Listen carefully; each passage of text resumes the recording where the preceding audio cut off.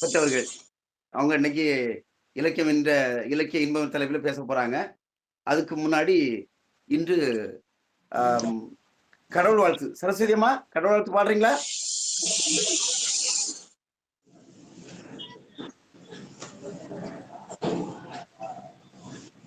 சரி. நேரடியாக தலைமை உரைக்கு செல்லலாம். ஆ வந்துட்டாங்க வந்துட்டாங்க. இன்று நம்மிடையே இருக்கக்கூடிய கோவிந்தாம்மாள் அம்மா. எனக்கு என்னுடைய குரு. அ அவங்க எல்லா தலைப்பிலும் சிறப்பாக பேசக்கூடியவர்கள். அதாவது எப்பதான் தெரிஞ்சு அவங்க பேசுவாங்கன்னு தெரியாது. ஆம் நேத்துலாம் வந்து வரதாழ்வார்ங்கிற தலைப்புல சொன்னோனே வரதாழ்வார்னா, அ ஆழ்வார்கள் பத்தி ஏதோ ஒரு ஃபோன் அடிச்சேன். ஆனா அம்மா அவர்கள் அ தலைமை உரையில மிக சிறப்பாக எந்த தலைப்பு கொடுத்தாலும் பேசுவாங்க. அந்த வகையில் இன்று இலக்கிய இன்பங்கள்ன்ற தலைப்பில ஆய்வுரை இருக்கு. அம்மா அவர்களை தலைமுறையாற்ற வருமாறு அன்புடன் அழைக்கின்றேன். அம்மா வாருங்கம்மா. நன்றி ஐயா, வணக்கம். ராஜபாளையம் முத்தமிழ் சங்கத்தின் நிறுவன தலைவர் சரஸ்வதி அம்மா அவர்களுக்கும் மற்றும் இணைப்புரையாளராக அற்புதமான செயலாற்றி கொண்டிருக்கக்கூடிய மதிப்பிற்கும் மரியாதைக்கும் உரிய அன்பு சகோதரர் செல்வம் ஐயா அவர்களுக்கும், அவருக்கு உறுதுணையாக இருந்து நிகழ்ச்சிகளை பதிவு செய்யக்கூடிய பெருமதிப்பிற்குரிய அசோகன் ஐயா அவர்களுக்கும் என்னுடைய முதற்கண் வணக்கத்தை தெரிவித்துக் கொள்கிறேன். அடுத்ததாக இன்றைய பேச்சாளராக வருகை தந்திருக்கக்கூடிய ஐயா, எங்களுக்கெல்லாம் இன்றுதான் அவருடைய புனைப்பெயர் தெரியும். நாங்கள் எல்லாம் அவரை ஜேம்ஸ் ராஜா என்றுதான் அறிந்திருந்தோம்.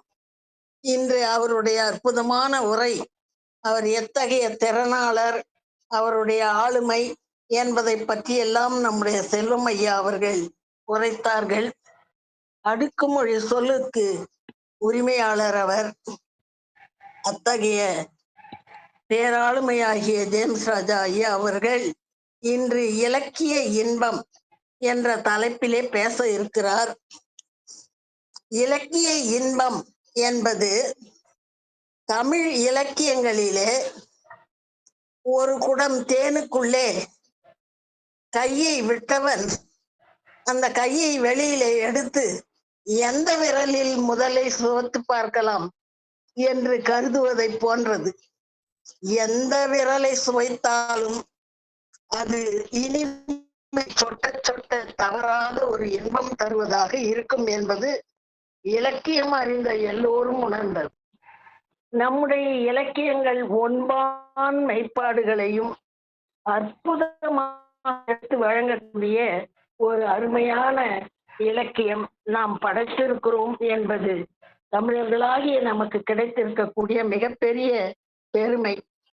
அவர் எந்த இலக்கியத்தை பற்றி, என்ன இன்பத்தை பற்றி கலவையாக பேச போகிறாரா அல்லது ஏதாவது ஒரு நூலை சார்ந்து பேச போகிறாரா என்பது தெரியாத ஒரு நிலையிலே, தலைமை உரை என்றால் ஏதாவது ஒன்றை பேச வேண்டும் அல்லவா?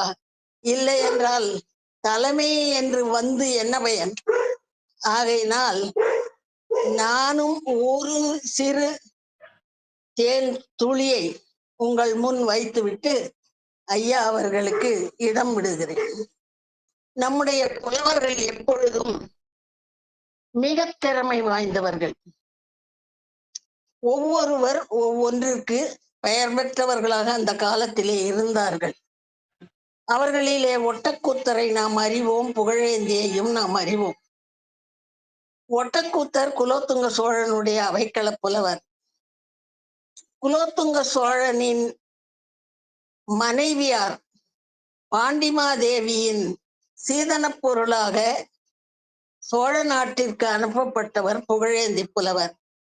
அவரும் அந்த அவையிலே இருக்கிறார். ஆனால் ஒட்டக்கூத்தருக்கு எப்பொழுதும் தான் சற்று இலக்கியத்தில் செம்மை உடையவர் என்ற உள்ளோர்ந்த எண்ணம் உடையவராக அவர் இருப்பார். ஆகையினால் எப்பொழுதும் நம்முடைய புகழேந்தியை சீண்டிக் கொண்டே இருப்பார். புகழேந்தி எப்படி என்றால் வலுச்சண்டைக்கு போக மாட்டார், வந்த சண்டையை விடமாட்டார். அப்படிப்பட்டவர். ஒரு நாள் ஒட்டக்கூத்தர் சோழனுடைய அவையிலே வந்து சோழனை புகழ்ந்து ஒரு அம்மானை பாடினார். கோரத்துக்கொப்போ கனவட்டம் அம்மானை, கூறுவதும் காவிரிக்கு வைகையோ அம்மானை, ஆருக்கு வேம்பு நிகர் ஆகுமோ அம்மானை, ஆதித்தனுக்கு நிகர் அம்புலியோ அம்மானை, வீரருக்குள் வீரனொரு மீனவனோ அம்மானை, வெற்றி புலிக்கொடிக்கு மீன் கொடியோ அம்மானை, ஊருக்கு உறைந்த நிகர் கொற்கையோ அம்மானை, ஒக்குமோ சோநாட்டிற்கு பாண்டிய நாடு அம்மானை என்று பாடினார். சோழனை புகழக்கூடியவர் அவனை புகழ வேண்டியது தானே. பாண்டியனை ஒப்பிட்டு புகழ்வது என்பது வலுச்சண்டைக்கு வந்தது போல. விடுவாரா புகழேந்தி? இந்த கோரம் என்பது சோழனுடைய குதிரை, கனவட்டம் என்பது பாண்டியனுடைய குதிரை. காவிரி சோழ நாட்டிலே பாயும் ஆறு, வைகை பாண்டிய நாட்டின் ஆறு. ஆத்திமாலை சோழனுடைய மாலை, வேப்பம்பூ மாலை பாண்டியனுடைய மாலை. சூரிய குலம் சோழனுடையது, சந்திரகுலம் பாண்டியனுடையது. புலிக்கொடி சோழனுடையது, மீன் கொடி பாண்டியனுடையது. உறையூர் சோழ நாட்டின் தலைநகரம், கொற்கை பாண்டிய நாட்டின் தலைநகரம். இதை வைத்து புகழேந்தி புலவர் பதிலடி கொடுக்கின்றார் பாருங்கள். திருநெடுமால் அவதாரம் சிறுபுலியோ அம்மானை. சிவன்முடியில் எல்லாம் இது அப்படியே எளிமையாக புரியும், இதற்கு நான் கருத்து சொல்ல வேண்டியதில்லை. சிவன்முடியில் ஏறுவதும் செங்கதிரோ அம்மானை, ஒரு முனிவன் ஏரியிலோ உரை தெரித்தது அம்மானை, ஒப்பரிய திருவிளையாட்டு உறந்தையிலோ அம்மானை. திருவிளையாடல் எங்கப்பா நடந்தது? உறையூர்லையா நடந்தது? மதுரையில் தானே நடந்தது என்று தன்னுடைய நாட்டை புகழ்ந்து பாடுகிறார். கரையெதிர் ஏடி ஏறு எதிர் காவிரியோ அம்மானை. ஏடு கரையில ஏறி வந்து தமிழின் பெருமையை நிலைநாட்டியதே, அது காவிரியிலா? இல்லையே, வைகையில் தானே. கடிப்பகைக்கு தாதுளம் கண்ணியோ அம்மானை. ஆத்திமாலை எதுக்காவது உதவுமா? ஆனால் வேம்பு பல மருத்துவ குணங்கள் உடையதாயிற்று. அதுவல்லவோ பாண்டியனுடைய மாலை. பறவை படிந்ததும் சோழர் பதுந்தனிலோ அம்மானை, பாண்டியனார் பராக்கிரமும் பகரெளிதோ அம்மானை என்று பாடினார். இப்படி புலவர்களுக்குள்ளே பல போட்டிகள் நிகழ்ந்தாலும் அவற்றால் நமக்கேதும் குறை நேராதவாறு தமிழ் வளர்ச்சிக்கு சுவையான பாடல்களை தரக்கூடிய அற்புதமான போட்டியாக அவர்களுடைய போட்டி இருந்தது. அவர்கள் ஒருவரோடு ஒருவர் போட்டியிடுவதால் நமக்கு நல்ல தமிழ் கிடைத்தது என்ற அளவிலே ஐயா அவர்கள் காட்டும் இலக்கிய இன்பங்களை கண்டு சுவைப்போம் என்று கூறி நான் இத்துடன் முடித்துக்கொண்டு ஐயா அவர்களுக்கு வரவேற்பும் வாழ்த்துதலும் கூறி வரவேற்கிறேன். வாருங்கள் ஐயா. அருமை அம்மா, அருமை அருமை. ஒரு அருமையான ஒரு நிகழ்ச்சியை, 2 புலவர்களுக்கு இடையே நடந்த ஒரு அருமையான ஒரு நிகழ்ச்சியை நம்மளை எல்லாம் அந்த குலோத்துங்கன் சோழன் அவைக்கே எடுத்துட்டு போயிட்டாங்க. அருமையான ஒரு ஒரு அத ஒரு தத்ரூவமா 2 புலவர்களுடைய அந்த இத சொன்னாங்க. அம்மா தலைமை உரையில ஏதாவது ஒரு இம்பாக்ட் உருவாக்கிட்டு போயிடுவாங்க. அந்த வகையில மிகவும் சிறப்பாக இருந்ததும்மா. சிறப்பு. அருமை, அருமை. கேட்கறக்கே ரொம்ப இனிமையா இருந்தது அந்த சண்டைய. அருமை. அடுத்ததாக இன்றைய சிறப்புரையாளர், நாங்க வந்து உலக திருக்குறள் சமுதாய மையத்துல வந்து ஐயாவுடைய திருக்குறள் ஆய்வுரைய தான் நெறைய கேட்டிருக்கோம். அது ஜேம்ஸ் ராஜா ஐயா அவங்க பேர்ல நாங்க அதெல்லாம் கேட்டோம். இங்க வரும்போது ஐயாவுடைய பெயரே மாறிடுச்சு. கவிஞர் நெல்லை வாணன் என்ற பெயரில் இலக்கிய இன்பம் அப்படிங்கிற தலைப்புல ஐயா பேச போறாங்க. ஐயாவுடைய பேச்சு எப்படி இருக்குன்னா, அப்படியே கடல் மடைய திறந்தா எப்படி வெள்ளம் ஓடும், அதுல வந்து நம்ம அவ்வளவு ஈஸியா நீந்த முடியாது. அது மாதிரி இருக்கும். ஐயாவுடைய பேச்சை வந்து நம்ம தொடர்ந்து அதை ஃபாலோ பண்ணி நோட்ஸ் எடுக்கலாம் அப்படின்னா அது முடியாது. நம்ம ரொம்ப கவனமா இருக்கணும். ஐயா அவர்களை அவருடைய இலக்கிய இன்பம் என்ற தலைப்பில் சிறப்புரையை தர அன்புடன் அழைக்கின்றேன். ஐயா வாங்க ஐயா. நன்றியா. ஒன்றே உலகம், பிறப்புக்கும் எல்லா உயிர்க்கும், எனைத்தானும் நல்லவை கேட்க அனைத்தானும் ஆண்ட பெருமை தரும். தேவருக்கு மூத்தவளே, தென்றலோடு பிறந்தவளே, தென்னிலவுக்கு இளையவளே, தென்மதுரை அடைந்தவளே, அகரமெனும் குடிசையிலே ஆரம்பமானவளே, ஆரியர்தம் வாய்மொழிக்கும் அடைமொழியாய் நின்றவளே, காலமெனும் காட்டாற்றில் கரையேறி வந்தவளே, காவியப்பும் காவியனிலே ஓவியமாய் வளர்ந்தவளே, தொல்காப்பியன் மனதிலே தொட்டில் கட்டி நின்றவளே, பல்காப்பியங்களிலும் பருவமகளானவளே, முன்னை பழம்பொருளே, மூவினத்து முத்தமிழே, முக்கனியே, முப்பாலே, மூவேந்தர் கொலக்குடியே, அன்னை தமிழே, அன்பு மகன் வணக்கம். ராஜபாளைய முத்தமிழ் சங்க பேரவையிலே சார்பிலே நடைபெறுகிற இந்த 59வது அரங்கத்தில் தலைமை பொறுப்பு ஏற்றிருக்கிற அவை தலைவரும் நமது அன்பிற்கும் மதிப்பிற்கும் உரிய குரல் நெறி கோமகள் கோவிந்தம்மாள் அம்மையார் அவர்களே, நெறியாளுகை செய்து வருகின்ற என்னுடைய நெஞ்சிற்கிரிய நேசார் செல்வன் ஐயா அவர்களே, அன்பிற்குரிய அசோக பெருமகனார் அவர்களே, இன்னும் அவையிலே கலந்திருக்கிற ஏனைய ஆண்டோர்களே, சான்றோர்களே, அன்பிற்குரிய பெருமக்களே, உங்கள் அனைவரையும் சந்திப்பதிலே மகிழ்ச்சி அடைகிறேன். என்னுடைய வாழ்த்துக்களையும் வணக்கங்களையும் தெரிவித்துக் கொள்கிறேன். முதலாக ஆய்வரங்கம் என்ற முறையிலே எனக்கு முன்னால் பேசிய தலைமை உரையாற்றிய அம்மையார் அவர்களும் அன்பிற்குரிய செல்வனார் அவர்களும் பண்ணி ஒன்றை சொன்னார்கள். அன்பின் காரணமாக என்னுடைய அந்தஸ்தையே உயர்த்தி விட்டார்கள். நமக்குள்ள ஒரு பயமெல்லாம் அவர்கள் கொடுக்கிற அந்த அளவுக்கு நம்முடைய உரை இருக்க வேண்டுமே என்ற ஒரு ஆதங்கமும் ஒரு எதிர்பார்ப்பும் ஏற்படுகிறது. ஏனென்றால் சில திரைப்படங்களிலே விளம்பரங்கள் மிக அதிகமாகவும் இருக்கும்.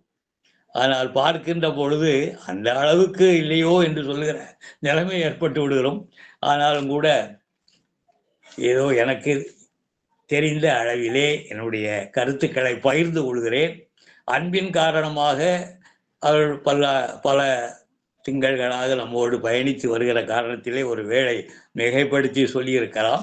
இருந்தால் அவர் சொல்லுகிற அளவுக்கு நம்மை பக்குவப்படுத்தி கொண்டு வளர்ந்து வரலாம் என்ற ஒரு ஆர்வத்திலே இந்த உரையை துவக்குகிறேன்.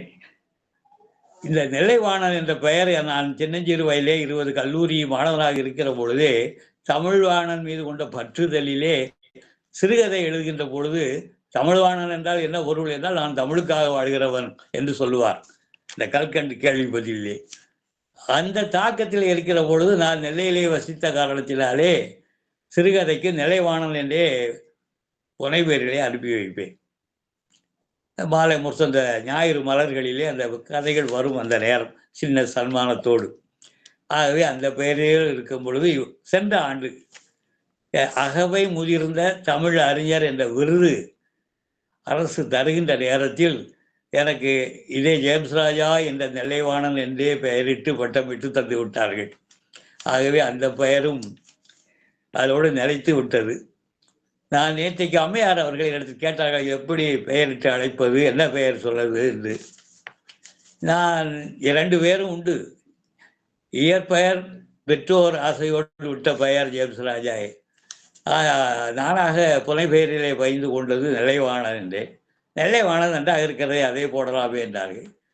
அம்மையார் அவைத்தலைவர் நிறுவனர் ஆகிட்டே அவர்களுடைய விருப்பத்திற்கு ஏற்ப அந்த பெயரை அவர்கள் எடுத்துக்கொண்டார்கள் என்ற அளவிலே தான் இன்றைக்கு அந்த பெயர் மாற்றம் ஏற்பட்டிருக்கிறது.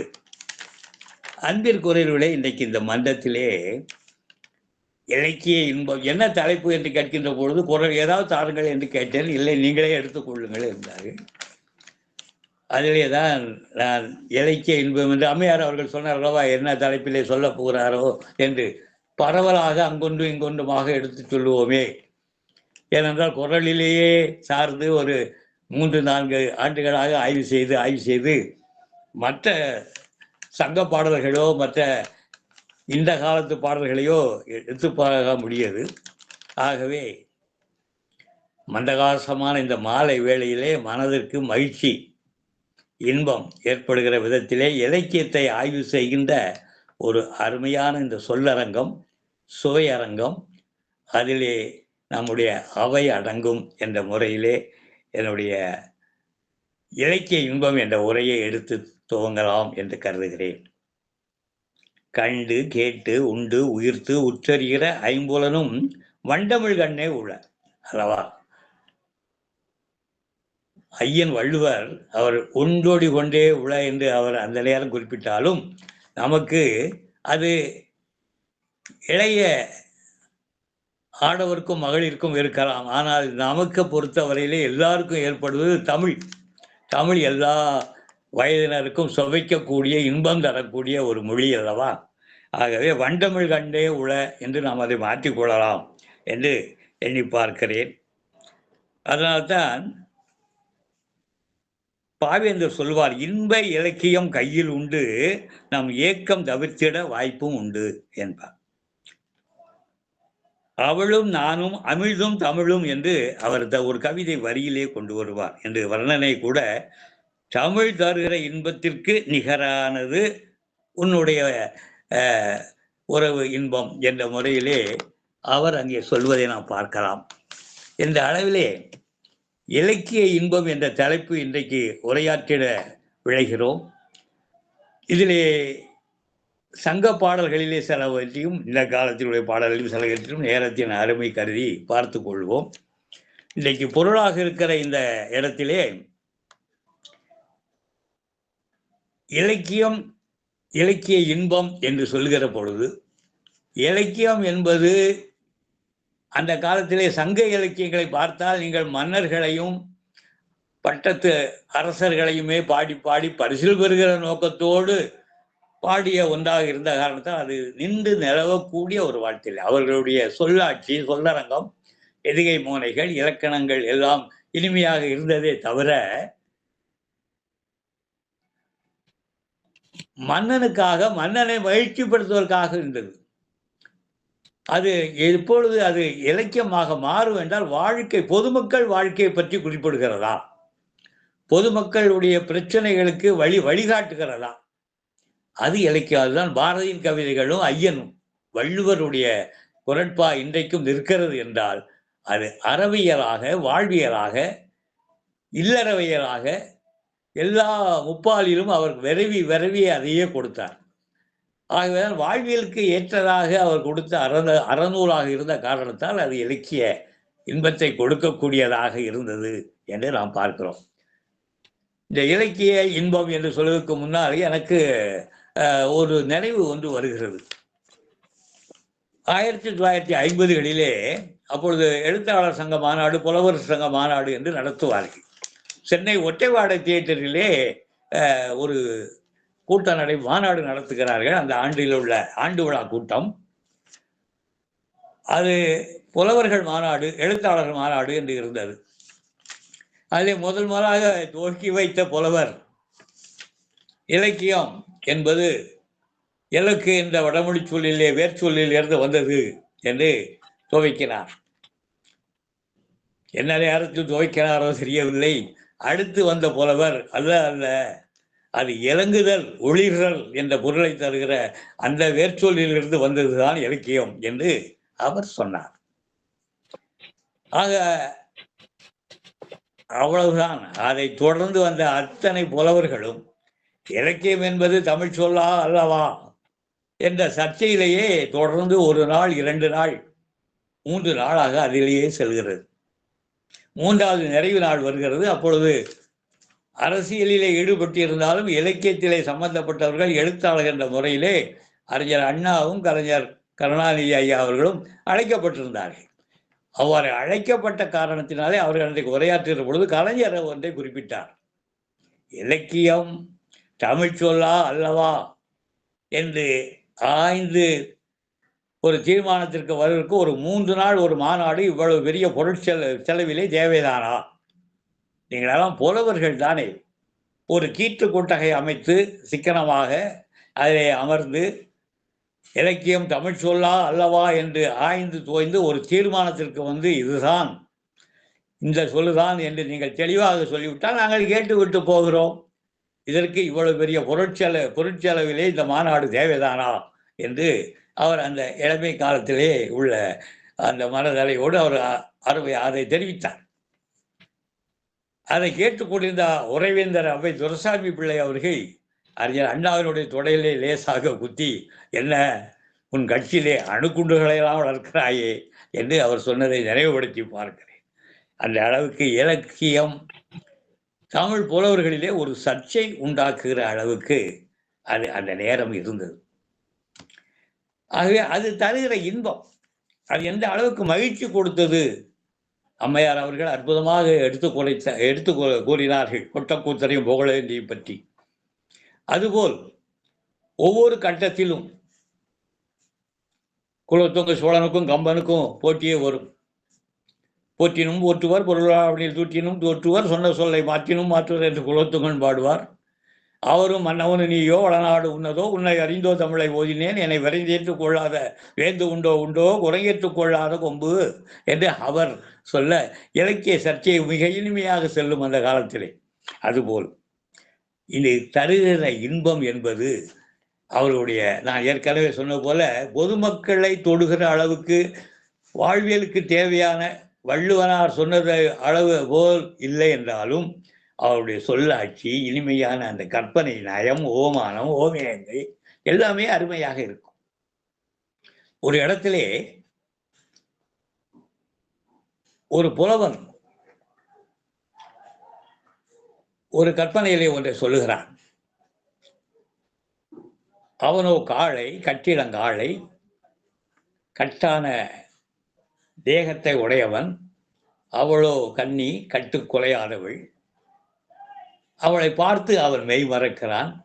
அலை அலையாக தோன்றுகின்ற அரும்பு புருவங்கை, அழகேறி நிற்கும் அருமையான நாசி, சுருள் சுருளான கூந்தல், இவையெல்லாம் பார்த்து பரவசப்பட்டு அவளுடைய பாசத்தை பெற வேண்டுமே என்று நினைக்கிறான். முதல் நாள் வருகிறான், பாதையிலே அவள் குடமேந்தி வருகிறாள், பாதையிலே அவனை மறிக்கிறான். அவள் பார்த்து விட்டு ஒதுங்கி செல்கிறாள். மறுநாள் அவன் பார்க்கிறான், என்ன என்று கேட்கிறாள். எனக்கு எந்த நேரமும் உன் நினைவுதான் என்கிறான். எனக்கு அப்படி இல்லையே என்று சொல்லிவிட்டு ஒதுங்கி சென்று விடுகிறாள். மூன்றாவது நாளும் பார்க்கிறான், இல்லை எனக்கு நீ இன்றி வாழ்வில்லை, நிலவின்றி வானில்லை என்று சொல்லுகிறான். நான் அந்த எந்த விதமான எண்ணத்திற்கும் எனக்கு அது வரவில்லை, எனக்காக முயற்சிப்பது வீண் என்ற பொருள்பட அவள் ஒதுங்கி செல்கிறாள். மீண்டும் வருகிறான். மறுநாள் மறித்து கொண்டு மறுபடியும் என்ன, நான் நேற்றே சொன்னேனே என்கிறாள். பரவாயில்லை, நீ என்னை ஏற்றுக்கொள்ளவில்லையா? பரவாயில்லை, இது உன் மீது தவறு இல்லை. உன்னை இவ்வளவு அழகான பெண்ணாக பெற்று வளர்த்து நடமாட விடுகிறார்களே உன்னுடைய பெற்றோர், அவர்கள் மீதும் தவறில்லை. உன்னுடைய உறவினர்கள் இருக்கிறார்களே அவர்கள் மீதும் தவறில்லை. யார் மீதும் தவறு இல்லை. ஆனால் ஒருவன் மீது தவறு இருக்கிறது. யார் மீது என்றால் இந்த நாட்டு ராஜா மீது ஒரு தவறு இருக்கிறது. இந்த ராஜா என்ன செய்திருக்க வேண்டும்? மதம் கொண்ட யானைகள் வீதியிலே வருவதாக இருந்தால், மதம் கொண்ட யானை மதர்த்து வருகிறது, தப்பித்துக் கொள்ளுங்கள், வீட்டிற்குள்ளேயே இருந்து கொள்ளுங்கள் என்று முரசு அறைகின்றான் அல்லவா? அதுபோல் அழகிய பெண்டீர் இதோ இந்த வீதியிலே வருகிறார்கள், அவர்களுடைய அன்பு உங்களுக்கு கிடைக்காது, நீங்கள் வீட்டிலே இருந்து கொள்கின்ற, ஏன் எங்களுக்கு முரசு அறைந்து சொல்லவில்லை என்று கலித்தொகையிலே இந்த பாடலை பாடுகிறார். கவிழன் என்று நினைக்கிறேன். நீயும் தவறில்லை, நின்னை புறங்களை போதர விட்ட நுமரும் தவறிலர், நிறையழிகொள் யானை நீர்க்கு விட்டாங்கு பறை அறைந்து செல்லற்க என்றா இறையே தவறுடையான். அந்த நாட்டினுடைய மன்னன் தவறு செய்திருக்கிறான் என்று இது ஒரு கற்பனை நயம். ஒரு கைக்கிளையை அவர் அந்த புலவரை அருமையாக அதை எடுத்து உரைக்கிறார். இது கைக்கிளை காதல். ஆனாலும் கூட அந்த ஒரு கற்பனை நயத்தோடு சொல்கின்ற ஒரு இலக்கிய இன்பம். அதான் துன்பம் நேர்கையில் யாழ் எடுத்து இன்பம் சேர்க்க மாட்டாயா என்று பாடியது போல, இது துன்பம் வந்து நேர்கையில் இலக்கியம் எடுத்து நமக்கு இன்பம் சேர்க்கிற வகையிலே இது போன்ற பாடல்கள் அமைந்திருக்கும். இன்னொரு கட்டத்திலே கோடை வெப்பம் வருகிறது. அந்த கோடையிலே அனல் வீச போகிறது என்றால் இப்பொழுது இந்த ஆண்டிலே கூட அது போல் அடுத்த மாதத்திலிருந்து பயங்கரமான வெப்பம் வேநீர்காலம் வரப்போகிறது என்று அச்சுறுத்துகிறார்கள். அது போன்ற வெப்பம். அதிலே 2 பகை உள்ளங்கள். ஒன்று, ஒரு தவளை எங்கேயுமே ஒதுங்க நிழல் இல்லை, என்ன செய்வது என்று தரையிலே தத்தளிக்கிறது. அப்பொழுது ஒரு சிறு நிழல் கிடைக்கிறது. அந்த சிறு நிழலிலே ஒதுங்குகிறது. அந்த நிழல் யாருடைய நிழல் என்றால் அவருடைய ஜென்ம பகைவர், இவர் இரையாக கூடிய ஒரு நாகத்தினுடைய நிழல். அது வெப்பம் தாங்காமல் அதை ஊர்ந்து செல்வதற்கு இயலாதபடி தன்னுடைய உடல் முழுவதும் வெப்பமாக இருக்குமே என்று வாளிலே, அந்த வாளின் பாலத்திலே படம் எடுப்பது போல உயர தூக்கி கொண்டு நிற்கிறது. அந்த உடல் மேலே தூக்கி கொண்டு நிற்பகின்ற அந்த சிறு நிழலில் தவளை ஒதுங்கி இருக்கிறது. நாகத்திற்கு, பாம்புக்கு தெரியாது தனக்கு கீழே தனக்கு ஒரு உணவு இருக்கிறது என்று. வெப்பத்தின் காரணத்தை கடுமையை சொல்வதற்காக காளிதாசன் அப்படி வர்ணிக்கிறார். தவளைக்கு தெரியாது தான் யாருடைய நிழலிலே ஒதுங்கி இருக்கிறோம் என்று அதற்கும் தெரியாது. இருவரும் வெப்பத்தின் காரணமாக அப்படி இருக்கிறது என்று அங்கே காளிதாசன் அந்த இடத்திலே அவர் வர்ணிப்பதை நாம் பார்க்கிறோம். அதுபோல இது பகை உள்ளங்கள் வெப்பத்தீங்களை என்ன பாடுபடுகிறது என்று. அதே நம்முடைய ஐந்தணை என்று நினைக்கிறேன், ஐந்தணை 50, அதிலே ஒரு பாடல் வரும். 2 மான்கள், ஜோடி மான்கள், ஆண்மான் பெண்மான். அங்கே ஒரு சுனை நீர், சின்ன குட்டை, கொஞ்சம் தண்ணீர் தான், ஒருவர் தான், ஒரு ஜீவராசி தான் அருந்தக்கூடிய அளவு சிறு தண்ணீர் கிடக்கிறது. இங்கே இருவர்களுக்கும் தாகமோ தாகம், இந்த வெப்பத்தின் காரணமாக. என்ன செய்வது என்றால் அந்த 2 மான்களுமே அந்த சுனை நீர் அருகிலே வருகிறார்கள். சுனை நீர் அருகிலே வந்து அதை பருக வேண்டும். நீங்கள் பருகுங்கள் என்று பெண்மான் சொல்ல, இல்லை இல்லை நீ பருகு, நீ தாங்க மாட்டாய், தாகம் தாங்க மாட்டாய் என்று அது அன்பினால் ஒருவருக்கு ஒருவர் மருகுகிறார்கள். அது மாத்திரமல்ல, நீ பருகு என்று சொல்லுவது சரி நடக்கிற காரணம். 2 பேருமே தேவையான அளவுக்கு குடித்து கொள்வோம், பருகி கொள்வோம் என்று சொல்லி பருகுவது போல ஆண் ஒரு பாசாங்கு செய்கிறது. ஆண்மான் என்ன செய்கிறது, அது குடிப்பது போல பாதி பெண்மான் குடித்து கொள்ளட்டும் என்று, நானும் குடிக்கிறேன் வா என்று பாசாங்கு செய்கிறது என்ற ஒரு அழகிய கற்பனையை நாம் பார்க்கிறோம். அதிலே தான் இந்த பாடல் வருகிறது. சுனை நீர், சிறிய அளவிலே இருக்கிற ஒரு சுனை நீர். சுனைவாய் சிறுநீர் எய்தாது என்று எண்ணிய பிணைமான் இனிதுண்ண வேண்டிய கலைமாத்தன் கள்ளத்தின் ஊக்கம் சுரம் என்பார். காதலர் உள்ளம் படர்ந்த நெறி என்று பெண்மான் நானும் பருகிறேன் என்று நினைத்துக் கொள்ளட்டும் என்று பாசாங்கு செய்கின்ற ஒரு ஆண்மானை இங்கே காண்பிக்கிறார். மாறன் புறையனார் என்ற ஒரு புலவர் பெருமான் ஐந்தணை 50 எழுதினது. அதுபோல் குறுந்தொகையிலே ஒரு பாடல் உண்டு. அது என்ன என்றால் அந்த அன்பின் காரணமாக ஏற்படுவதுதான். அந்த குறுந்தொகையிலே காதலர் இருவரும் திருமணம் முடித்து இரவு இன்பத்தை தூய்க்கின்றார்கள். ஐயன் குரலிலே சொல்வார்களோ தாம் வீழ்வார் போல என்று வீழ்ந்து கிடக்கிறார்கள், மயங்கி கிடக்கிறார்கள். திடீரென்று கோழி கூவுகிறது, துள்ளி எழுகிறாள் தலைவி. அதற்குள் விடிந்து விட்டதா, எங்களை பிரிக்கிற வாழ் பகலாகி பகலின் வாழ் வந்து விட்டதா என்று அவள் திக்கென்று பரபரப்பு அடைகிறாள் என்று ஒரு குரல் வரும். ஒரு குறுந்தொகையிலே ஒரு பாடல். குக்கு வென்றது கோழி அதன் எதிர் துட்கத்தென்று தூய நெஞ்சம் தோடோய் காதலர் பிரிக்கும் வாழ்போல வைகரை வந்ததென்றால் எனவே என்று. இது ஒரு தமிழ் இலக்கிய பேழை. கோழி குக்கு என்று கூவுகிறது.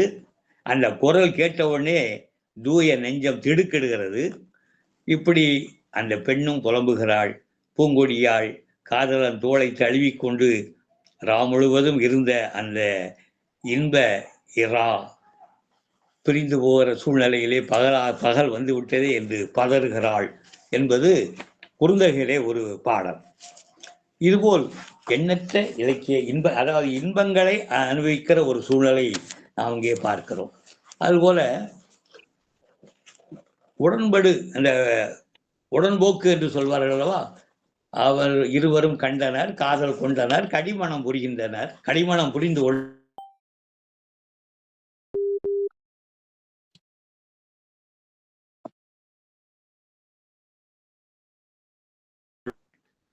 அவள் பிரிந்து சென்றதை தேடுகிறாள். தேடி தேடி அலைகிறாள். தாய் பெற்றவள் அல்லவா, பெற்ற வயிறு.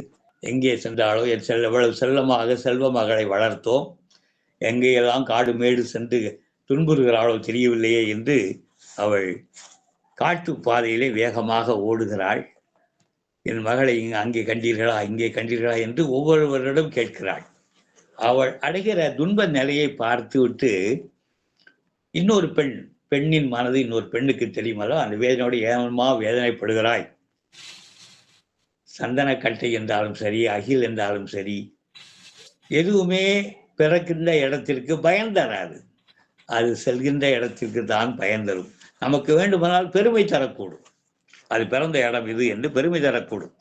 பல உரு நரும் சாந்தம் படுப்பவர்க்கு அல்லதை மலையுளே பிறப்பினும் மலைத்த அவைதான் என் செய்யும். நினையுங்கால் நும்மகள் நுமக்கும் ஆங்கு அணைகளே சீர்களு வெண்முத்தம் அணிபவர்க்கு அல்லதை நீருளே பிறப்பினும் நீர்க்கு அவைதான் என் செய்யும். தேருங்கால் நும்மகள் நுமக்கும் ஆங்கும் அணைகளே ஏழ்வுணர் இன்னிசை முழல்வோர்க்கு அல்லது யாழுளே பிறப்பினும் யாழ்க்கு அவைதாம் என் செய்யும். சூழுங்கால் நும்மகள் நுமக்கு ஆங்கும் அணையுமோ. தாயே, நறுமணமிக்க இந்த சந்தனக்கட்டை மலையில்தான் வளர்கிறது. ஆனாலும் அது தன்னை அரைத்து பூசிக்கொள்பவர்களுக்கு தான் பயன்படுமே தவிர தான் பிறந்த மலைக்கு எந்த விதத்திலும் பயன்படுவது இல்லை. கடலில் பிறந்த முத்துக்களும் அப்படித்தான், அணிவோருக்கு அழகு தருகிறதே தவிர அல்லாமல் உற்பத்தியான கடலுக்கு அது ஒரு வகையிலும் பயனில்லை என்று அந்த பாடல், சங்க பாடல் நமக்கு தெரிவிக்கிறது.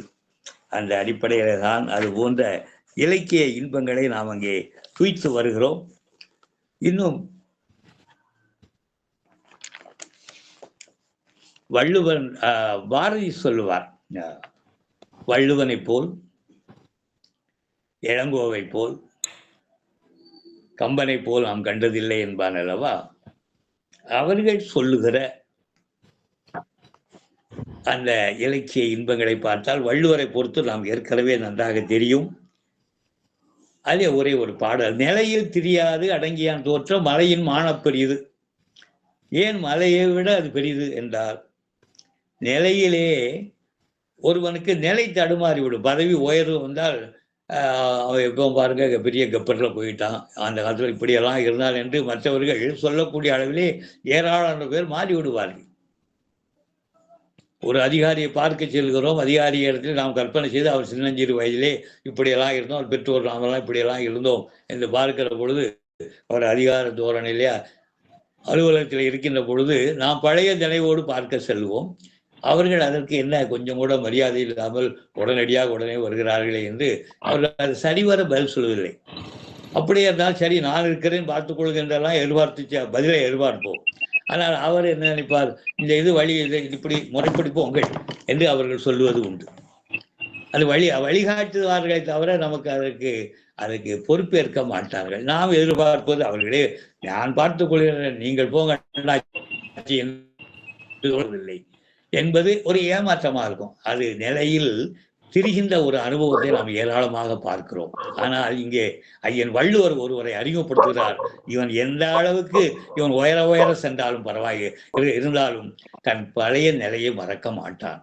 ஒரு நாளும் அவன் மாற மாட்டான். நிலையில் தெரியாது அடங்கியான் தோற்றம். சிலர் திடீர்னு அப்போ நம்ம சாதாரண நிலையிலே இருப்பார்கள், திடீரென்று அவர் சர்வீஸ் கமிஷன் எழுதி அங்கே எழுதி விளக்கிட்டு உத்தியோகஸ்தராக வரும்போது, ஊருக்குள்ள வரும்போது இதெல்லாம் ஊரா, இதெல்லாம் என்ன என்ற ஒரு அலட்சியமாக இருப்பார். ஆனால் அதே நேரத்தில் நிலையில் தெரியாது அடங்கியிருக்கிறவர்கள் அவர் அந்த வேலை 8 மணி நேரம் வேலை ஆஃபீஸ் முடிஞ்சு வந்த உடனே இங்கே வந்து கிராமத்தில் திண்ணைகளுக்கு வந்து அப்பா எப்படி இருக்க, சித்தப்பா எப்படி இருக்கீங்க, மாமா எப்படி இருக்கீங்க, பையன் கடிதம் போட்டானா என்றெல்லாம் ஒரு உறவு முறையோடு இயல்பாக தான் ஒரு தாசில்தார் என்ற ஒரு எண்ணம் வராது. திடீரென்று வாராது வந்தவனுக்கு அந்த வாழ்வு வந்துவிட்டான். நான் இப்போ தாசில்தார் பிடிச்சலா இந்த ப்ரொக்யூர்மெண்ட்டு, நான் இப்போ இந்த தாசில்தார் பிடிச்சலா இந்த ரேஷனுக்கு இப்படியே சொல்லிட்டாரு. அதுபோல் இல்லாதபடி நிலையில் தெரியாது. ஏன்டா மலை அசையாது, அந்த மலை எந்த ஆனால் இப்பொழுது சில பூகம்பங்கள் அதனாலே அசை சூழ்நிலைகள் அதுவே அசைந்தாலும் இவன் அசைய மாட்டான். எந்த சூழ்நிலையில் என்ன நிலைமை வந்தாலும் நிலையில் தெரியாது, அடங்கியான் தோற்றம். மலையின் மானம் புரியுது. இயல்பா மலை அசையாது, ஆனால் அதுவே அசைந்தாலும் இவன் அசைய மாட்டான் என்று சொல்கிற அளவிலே ஐயன் அதை தீர்க்க தரிசனமாக அவர் மலையை விட அசையாத மலையை விட பெரிது என்ற எண்ணத்திலே சொல்லியிருந்தாலும் இன்றைக்கு நிலை அது மலைகளெல்லாம் ஒரு காலத்திலே சொன்னார்கள் இமயமலை மிகப்பெரிய கடலாக இருந்தது என்றார்கள். இங்கே திருச்செந்தூர் மிகப்பெரிய மலையாகுது. இப்பொழுது கூட அந்த பாறைகள் தெரியும், மலையாக இருந்தது. அதுக்கு பேரே மலைக்கோகை என்று பெயர். ஆகவே அதெல்லாம் பார்க்கிற போல அது இடமா இருக்கிறது, ஆனால் இவன் மாற மாட்டான் என்று சொல்லுகிற அளவுக்கு அது இருக்கும். இன்னொரு இடத்துல அது ஒரு குடிசை. அவன் வேண்டா வெறுப்பாக அந்த உழவன் அந்த தனக்கு கொடுத்த கூளை குடித்து கொண்டிருக்கிறான். அப்படி குடித்து கொண்டிருக்கிற நேரத்தில் என்ன நடக்கிறது என்றால் வேண்டா வெறுப்பா குடிக்கிறான். உப்பு கூட இல்லையா, அதையாவது போடக்கூடாதா என்று கேட்கிறான். ஆனால் திடீரென்று ஒரு சூழ்நிலை மாறுகிறது. இது அமிழ்தம் அமிழ்தம் ஒரு சுவையாக இருக்கிறது என்று குடிக்கிறான். என்ன என்றால் அமைதியினும் ஆற்றல் இனிதே தம் மக்கள் சிறுகை தொழாவிய கூ என்று அந்த சின்னஞ்சிறு கை தன் பெற்ற செல்வம் தன்னுடைய கையால் குறுகுறு நடந்து இட்டும் தொட்டும் கவ்வியும் தொடர்ந்து வந்து அந்த கையால் அதை துழாவுகிறது. அந்த கூழை, அந்த கூழ் அமிழ்தமாக இருக்கிறது. ஆகவேதான் வள்ளுவர் இன்னொரு குரலிலே சொன்னான், தந்தை மகற்காட்டும் நன்றி அவையினிலே முந்தி இருப்ப செயல் என்றான். இவன் நன்றி காட்டுகிறான். ஏன் தந்தையா இருக்கிறவன் எப்படி நன்றி காட்ட வேண்டும்? இவனுக்கு அவன் தான் பெற்கிறான், வளர்க்கிறான், பெற்றவன் வளர்க்கிறான், அவருக்காக பாடுபடுகிறான், அவனை சான்றோனாக்குகிறதுக்கு உதவுகிறான். இதெல்லாம் இருக்கிற அந்த சூழ்நிலையிலே அவனிலே முந்தியிருக்க வைக்கிற அந்த பொறுப்பில் இருக்கிறவன் அவன் ஏன் நன்றி என்று சொன்னார்னால் அவன் கூளை அமிர்தமாக்கி இருக்கிறான் அல்லவா, அதற்கு கொடுக்கிற நன்றி கடன் என்ற முறையிலே அவ்வை அங்கே சொல்லுவார் என்றெல்லாம் அந்த ஒரு சுவையான ஒரு செய்தியை நாம் அங்கே பார்க்கிறோம். அடுத்து கம்பநாட்டாழ்வாரை பற்றி சொல்லாமல் நமக்கு இலக்கிய இன்பத்தை நாம் சொல்ல முடியாது. இங்கேயும் இன்பம் என்ற ஒன்றை பற்றி சொல்ல வேண்டும். ஏற்கனவே சொன்னதுதான், கண்டு கேட்டு உண்டு உயிர்த்து இந்த 4 வகையான இன்பங்களும் அதோடு ஊற்றில் இன்பம் என்ற ஒரு உள்ளுவான ஒரு உணர்வுகள் நிறைந்த ஒரு இன்பம். 5 வகையான இன்பங்களையும் கம்பநாட்டாழ்வார் யாரிடம் காண்கிறார்? சீதா பிராட்டியாரிடம் காண்கிறார். அந்த ஒரு கம்பனுடைய அந்த கவிய நயத்தை பார்ப்போம். இதிலே 5 வகையான மகிழ்ச்சியும் சீதா பிராட்டியார் அம்மையாரிடத்தில் இருக்கிறது என்பதை பொன்னின் சோதி போதினின் நாட்டம் பொலிவை போல் தென்உன் தேனின் தீஞ்சுவை செச்சோர் கவி இன்பம் கன்னிம் ஆடத்து உம்பரின் மாடே கழிப்பேரோடு அன்னம் ஆடும் முந்துரை கண்டங்கு அயல் நின்றார் என்று 533வது பாடல். கன்னி மாடத்திலே பெண்களிலே சீதை பிராட்டியார் நிற்கின்றார். 5 இன்பங்களும் அவள்பால் இருந்தன என்று பண்டிதர்கள் உரை சொல்லுகிறார்கள். அவள் கண்ணுக்கு விருந்தளிக்கிற பொன்னொழியாக திகழ்கிறாள். மூக்குக்கு இன்பமாய் அமைகின்ற பூவின் நறுமணம் அம்மையாரத்திலே இருக்கிறது. நாவிற்கு மகிழ்ச்சி தருகிற தேனின் சுவை இருக்கிறது. செவிக்கு பழிப்பூட்டுகிற கவிதை இன்பம் என்று இருக்கிறது என்று 1 வடிவம் கொண்டது. இவ்வளவு இலக்கணங்கள் நிறைந்த இலக்கணையால் ஊற்றின்பமும் அந்த அம்மையாரிடம் இருந்ததிலே அந்த உம்பர் மாடத்திலே நிற்கிறார் என்று அவர் வர்ணிப்பதை நாம் அங்கே பார்க்கலாம். அதுபோல் இன்னொரு கட்டத்திலே சிலப்பதிகாரத்திலே கோவலன் கண்ணகியார் என்றால் கோவலன் கண்ணகியார் என்றால் கண்ணகி என்றால் ஒரு சோக கற்பனையே நமக்கு வரும். வாயிலோயே வாயிலோயே என்று அந்த காதை தான் நமக்கு நினைவு வரும். அந்த வழக்குரை காதையிலே ஆனால் ஆரம்ப காலத்திலே அம்மையாருக்கு திருமணமான புதிதிலே மிக அருமையான சூழ்நிலையிலே கரும்பு உணக்கடந்த நரும்பு சேர்க்கை அது எங்களிடம் இருக்கிறது, வந்து உண்டு போங்கள் என்று வாய்விட்டு சொல்ல முடியாமல் வண்டுகளுக்காக தேனை சுமந்து கடந்த மனமுடைய மலர்கள் நிறைந்த படுக்கை. மலர்கள் அது படுக்கை, அதில் மலர்கள் மனம் நிறைந்த மலர்கள் நிறைந்த ஒரு படுக்கை. அதில் கரும்பையும் பூங்கொடியையும் தோள்களிலே திகழும்படி எழுதப்பட்டு இருந்த கண்ணகி கோவலனுடன் இருந்த ஒரு காட்சி. அதை எப்படி சொல்கிறார்கள்? கரும்பு உணக்கடந்த நாரும்பூ சேக்கை கரும்பும் வள்ளியும் பெருந்தோல் எழுதி முதிர்கடல் ஞானம் முழுவதும் விளங்கும் கதிர் ஒருங்கு இருந்த காட்சி போல வண்டுவாய் திறப்ப நெடுநிலா விரிந்த வெண்தொட்டு மல்லிகை விரியம் மாலையோடு கழுநீர் பெணையல் முழுநெறி பெறல சாரும் ஆலையும் மயங்கி கையற்று தீரா காதலின் திருமுகம் நோக்கி கோவலன் கூறும் ஒரு குறியா கட்டுரை என்று அந்த நிலா முற்றத்திலே கண்ணகியாரும் கோவலனும் கழித்து மகிழ்ந்து இருந்த ஒரு காட்சியை இளங்கோ ஐயா அவர்கள் வர்ணிக்கிறார்கள்.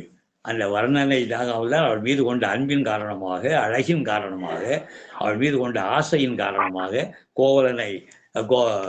கண்ணகியை கோவலன் வர்ணிப்பது எல்லாருக்கும் தெரிந்ததுதான். மாசரு பொன்னே, வலம்புரி முத்தே, காசரு விரையே, கரும்பே தேனே, அரும்பெறல் பாவாய், ஆறு உயிர் மருந்தே, வெறுங்குடி வணிகன், பெருமட மகளே, மலையிடை பிறவா மணியே என்கோ, அலையிடை பிறவா அமிழே என்கோ, யாழிடை பிறவா இசையே என்கோ, தாளிரும் கூந்தல் தையால் நின்னை என்று உலவா கட்டுரை பல பாராட்டி என்றெல்லாம் அந்த வர்ணனையை நாம் இங்கே பார்க்கிறோம்.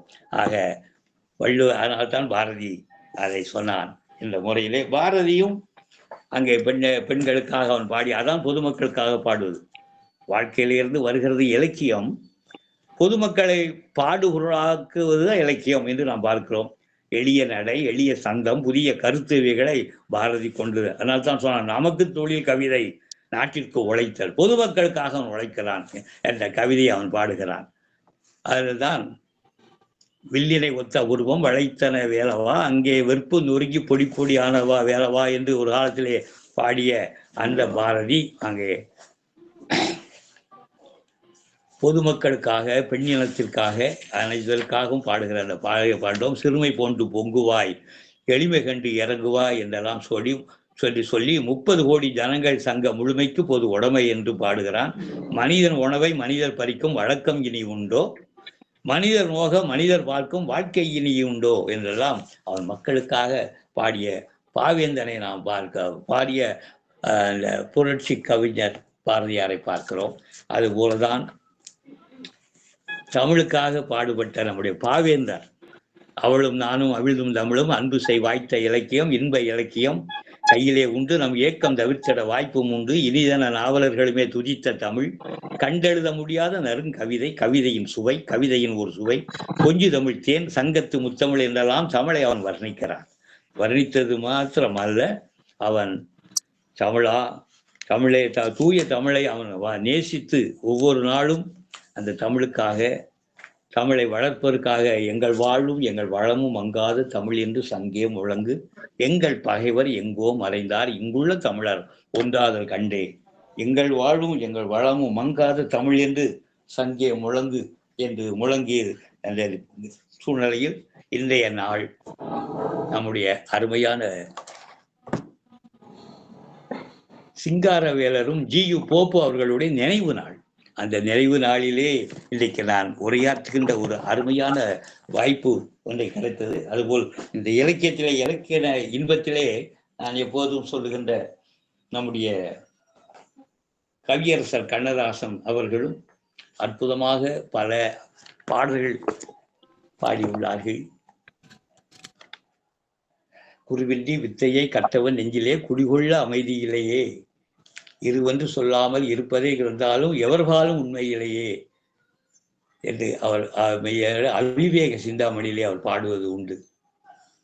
பொய்யப்பன் சபையிலே கைகட்டி நிற்பனேல் பொருளப்பன் தன்னை கிடைக்கும், பொருளப்பன் தன்னையே சூதாடி பார்ப்பனேல் புகழப்பன் தன்னை கிடைக்கும், நான் மெய்யப்பன் தன்னையே நம்பினேன், அவன் என்னை வீணப்பன் ஆக்கி விட்டான், விதியப்பன் தானுமே வினையப்பன் தன்னுடன் வீட்டிற்கே வந்து விட்டான், மையப்பும் கண்ணினாய் நீ வாழ்வார்க்கலாம் நீ வருகின்ற தாயே,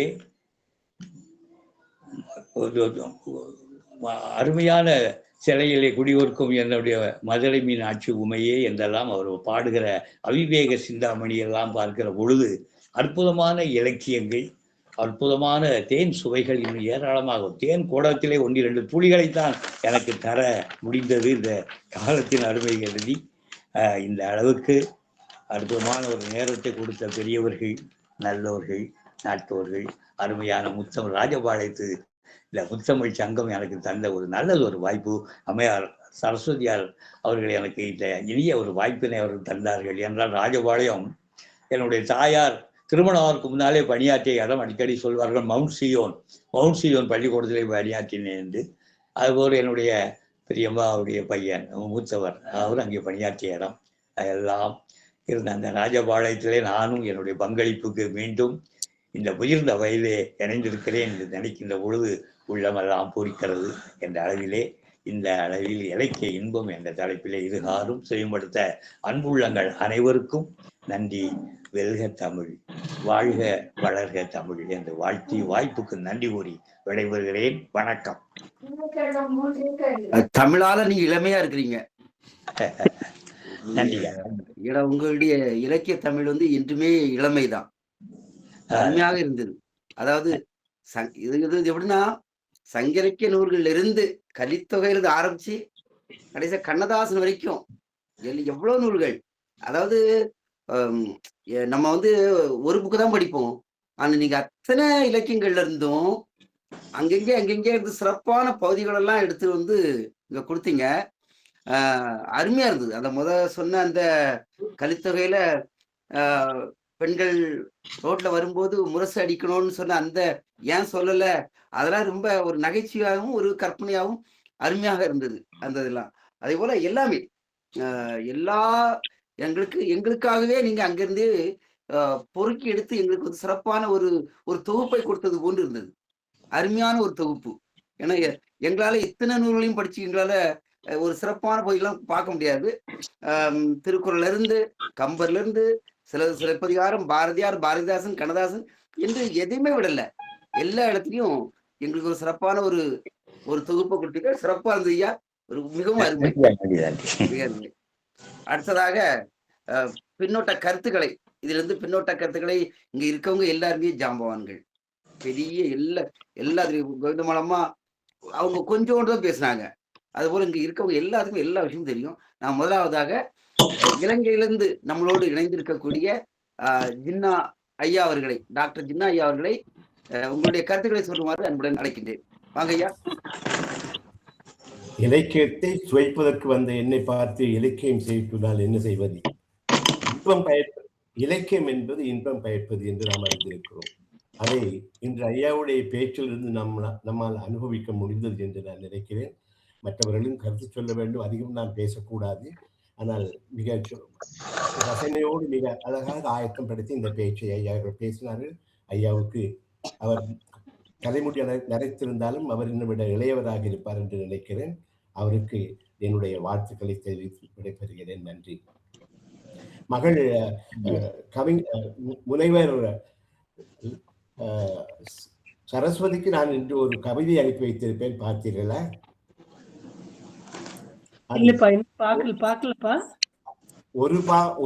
ஒரு பகுதி என்று 10 வெண்பாக்களை அந்தாதி ரூபத்திலே செய்து அனுப்பியிருக்கிறேன். அது இந்த மாசம் பத்திரிகையில் வந்த ஒரு கவிதை தொடர். 10 வெண்பாக்கள் அந்தாதி ரூபத்திலே செய்திருக்கிறேன்.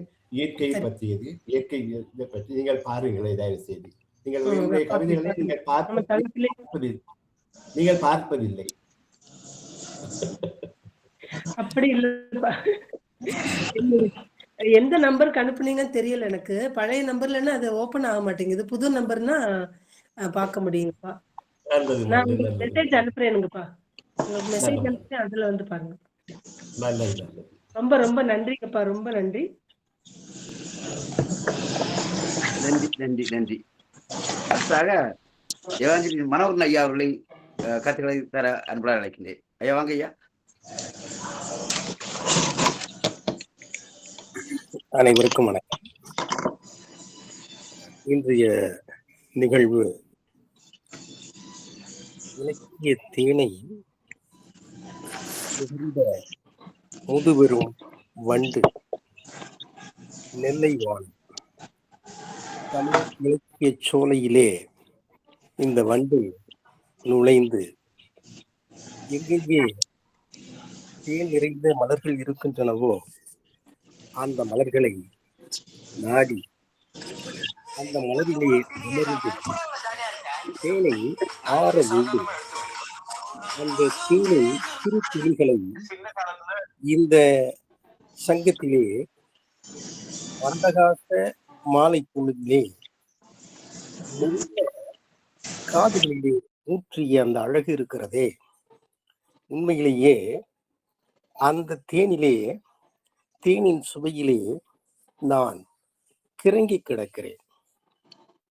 முதலிலே ஆரம்பிக்கின்ற பொழுது இலக்கியம் என்ற ஒரு விவாதத்தை முன்வைத்து அதற்கு பின்னால் கலித்தொகை 5 மீண்டும் கலித்தொகை, குறள், குறுந்தொகை, புறநானூறு, கம்பன், சிலப்பதிகாரம், பாரதி, பாவேந்தர், கண்ணதாசன் என்று அப்படியே ஒரு பருந்து பார்வை பார்த்து அழகாக சொல்லியிருக்கிறார். எதை சொல்வது, எதை விடுப்பது? ஏனென்றால் எல்லாமே நெஞ்சு நெகிழ்ந்த காட்சிகள், படித்து ரசித்த காட்சிகள். மீண்டும் ஒரு கவிஞருடைய பார்வையிலே அந்த பாடலை கேட்கின்ற பொழுது உள்ளபடிக்கு மகிழ்ந்தேன். பெண்கள் வீதியிலே வருவதை ஒட்டி நெறியாளுகை செய்த குமரிச்செல்வன் ஐயா அவர்களும் சொன்னார்கள், முரசறைய வேண்டாமா, எங்கள் உயிரை காக்க அரசன் முன்வர வேண்டாமா? ஏனென்றால் மதம் கொண்ட யானை வருகின்ற பொழுது முரசறைந்து நீங்கள் கவனமாக இருங்கள், உங்களுடைய உயிருக்கு சேதம் ஏற்பட்டு விடக்கூடாது என்று சொன்ன அந்த அரசன் எங்கள் மீது கரிசனையோடு இந்த பெண்கள் வருகிறார்கள், அழகான பெண்கள் வருகிறார்கள், அந்த பெண்களின் கடைக்கண் பார்வை எங்களுடைய நெஞ்சை தைத்து விடுமே, நாங்கள் செயலற்றவர்களாக மாறிவிடுவோமே என்று அவர் சொன்ன அந்த பாங்கு. அதற்கடுத்தார் போல கலைமான் தன் கள்ளத்தின் உச்சும் சுரம் என்பார், காதலர் உள்ளம் படர்ந்த நெறி என்பது அந்த வெண்பா.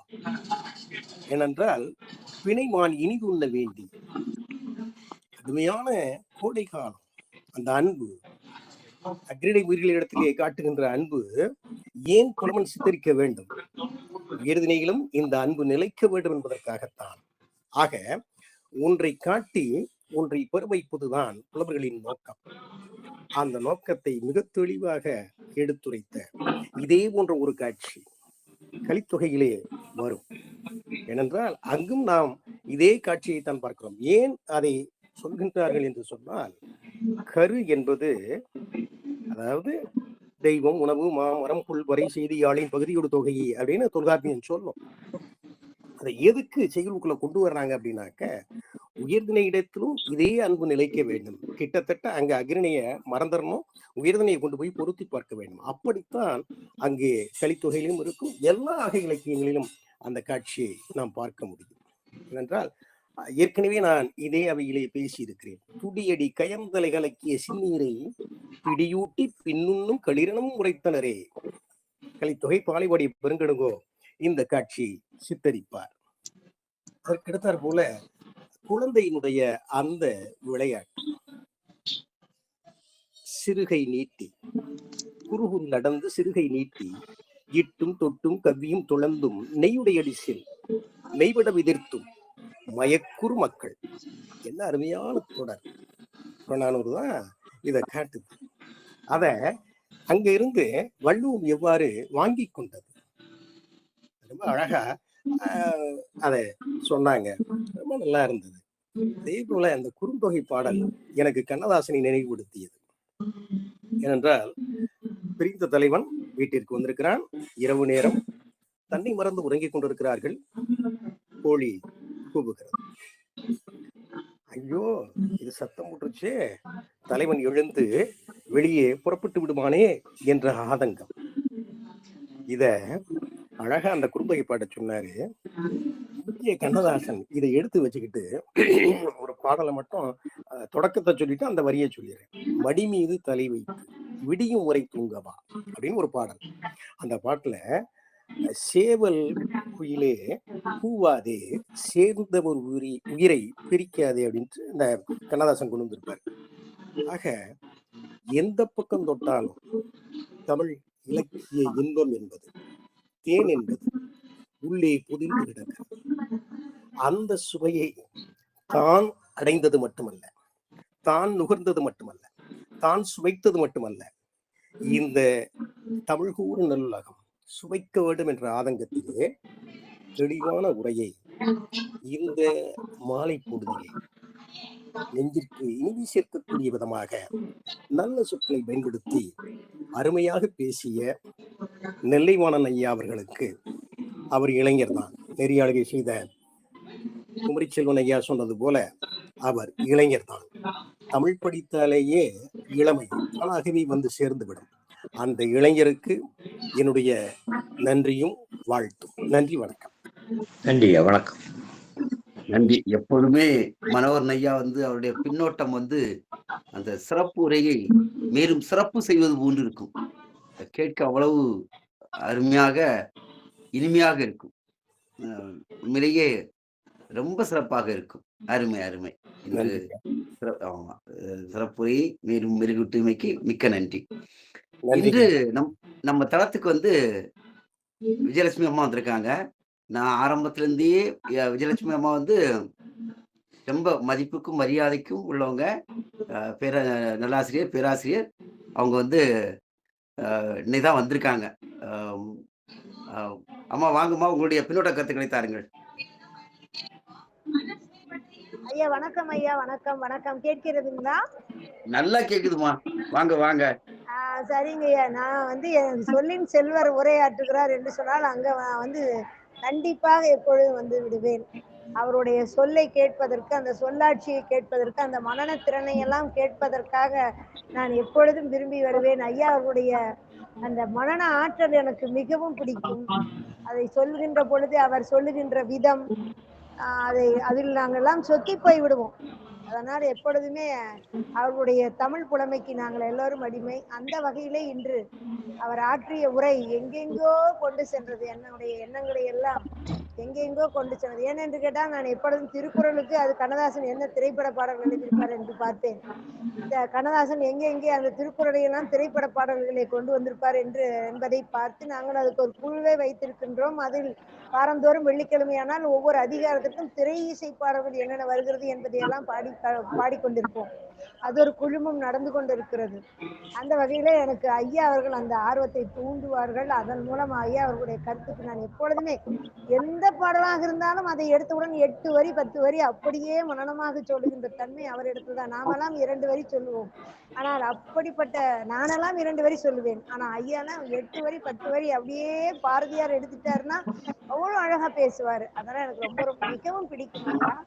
அந்த வகையில இன்று இலக்கிய இன்பம் இன்றைக்கு மிகவும் அருமையாக இருந்தது. அந்த இலக்கிய இன்பத்தை சுவைப்பதற்கு ஒரு வாய்ப்பினை நல்கிய ராஜபாளையம் முத்தமிழ் சங்கத்திற்கும் நமது செல்வன் ஐயா அவர்களுக்கும் சரஸ்வதி அம்மையார் அவர்களுக்கும் தான் இந்த நன்றியை செலுத்த வேண்டும். நாள்தோறும் இனிமேல் வந்துவிடுவது என்று இப்பொழுதே தீர்மானித்து விட்டேன். இந்த இலக்கிய இன்பத்தை தவறவிடக் கூடாது என்று நான் எண்ணிவிட்டேன். நானும் ஒரு நாள் இப்படி இலக்கிய இன்பம் தொடர்பாக பேச வேண்டும் என்பது என்னுடைய அவா என்று சொல்லிக்கொண்டு, அம்மையார் அவர்களும் நமது கோவிந்தம்மாள் அம்மையார் அவர்கள் எல்லாம் வருகை தந்திருக்கிறார்கள். நிறைய பேர் வந்திருக்கிறார்கள். அசோகன் ஐயா இருக்கிறார்கள். அவர் நமது உலகத்திற்கோர் சமுதாய மையத்திலே உரையாற்றிய போது அசோகன் ஐயெல்லாம் மிக அழகாக பாடுவார்கள், மிக அருமையாக பேசுவார்கள். அவருடைய பேச்சையெல்லாம் மீண்டும் கேட்க வேண்டும் என்ற ஆவல் எனக்கு. ஒரு நல்ல வாய்ப்பு, பின்னூட்டம் தருக என்று அழைத்ததற்கு மிக்க நன்றி செல்வன் ஐயா. அருமையான ஒரு பணியை செய்து கொண்டிருக்கிறீர்கள் தாங்களும் சரஸ்வதி அம்மையார் உங்களுக்கு. ஐயா அசோகன் ஐயா ஆமா, நல்லா இருக்குமா. இன்னும் பேசுறேன். நலம் ஐயா, நலம். எப்படி இருந்தாலும் சரி, நீங்க தமிழ் ஒரு மிகச்சிறந்த ஒரு தமிழ் ஆசான் என்பது எனக்கு தெரியும். என்று சொல்லி தெரியும். உங்களுடைய பேச்சையும் நான் ரொம்ப கேட்டிருக்கிறேன். மிக்க மகிழ்ச்சி ஐயா. நன்றிம்மா, நன்றி. வாய்ப்புக்கு நன்றி செல்வன் ஐயா. நன்றிம்மா, செல்வம் ஐயா, நன்றி. நன்றி, வணக்கம். ரொம்ப நன்றி நன்றி, நன்றி. நன்றி. அம்மா தினமும் வந்துருங்க, 7 மணிக்கு வந்துருங்க. இன்று ஆமா. போல என்றும் இருக்கும். நமது அரங்கம் வந்து இல்ல முன்னால நான் ஒரு வேற நாள் எதையும் வந்திருந்தாங்க. கம்பேர் பண்ணி செல்வன் சொல்லல. செல்வன் நம்ம முன்னாலே அரங்கம் ஒரு வந்து நாள் வந்திருந்தாங்க, தினமும் வந்துட்டு ஒரு போயிட்டாங்க. வித்தியாசமா இருக்கும். முன்னால ஒரு நாள் வந்திருந்தாங்க, வந்துட்டு அப்படியே எஸ்கேப் ஆயிட்டாங்க. சரி வாங்க. ஆமா, ஆமாமா. வந்து சரிம்மா. இனி தொடர்ந்து 7 மணிக்கு வந்துருங்க. ஐயா வந்து தனிப்பயிற்சியகம் வைத்திருக்கிறேன். எல்லாம் பசங்க எல்லாம் உட்கார்ந்து படிக்கிறாங்க எல்லாரும். சரி, தனிப்பயிற்சியகத்துல உட்கார்ந்தா கேட்கிறேன். ஆமா, அந்த வெள்ளிக்கிழமை சரி, நடத்துறீங்களா? சரி. அதனுடைய இணைப்பை கொடுங்களா, நம்ம குழுல போட்டுக்கலாம் இணைப்புமை. ஆண் மகளிர் மட்டும். அப்படியா? ஓகே சரி, ஓகே. சரி. ஆமா. சரிம்மா. சரி, நன்றிங்க. நன்றிம்மா, நன்றி. வாங்க, தினமும் வாங்க, தினமும் வாங்க. சரிங்க, நன்றிங்க. நன்றி, நன்றிங்க. நன்றி, நன்றி. அடுத்த கோவிந்தம்மாள் அம்மா அவர்களை கருத்துக்களை தர அன்புடன் நினைக்கிறேன். அம்மா வாங்கம்மா.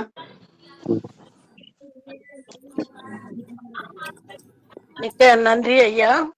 இன்றைய சிறப்புரையாளர் நெல்லைவாணன் ஐயா அவர்கள் நமக்கெல்லாம் ஒரு புத்துணர்ச்சியை வழங்கக்கூடிய வகையிலே நாம் அறிந்த கருத்துக்களாக இருந்தாலும் அதை ஒரு புதிய சுவையிலே மிகச்சிறப்பாக எல்லோரும் ரசிக்கக்கூடிய வகையிலே பல முறை கேட்டதுதான் என்றாலும் அதை புதியதோர் வடிவத்திலே மிக அருமையாக ஐங்குறு நூற்றில் தொடங்கி ஐயா அவர்கள் கூறியது போல, நம்ம எவாஞ்சலின் ஐயா கூறியது போல ஐங்குறு நூற்றிலே தொடங்கினார், மீண்டும் ஐங்குறு நூறுக்கு வந்தார்.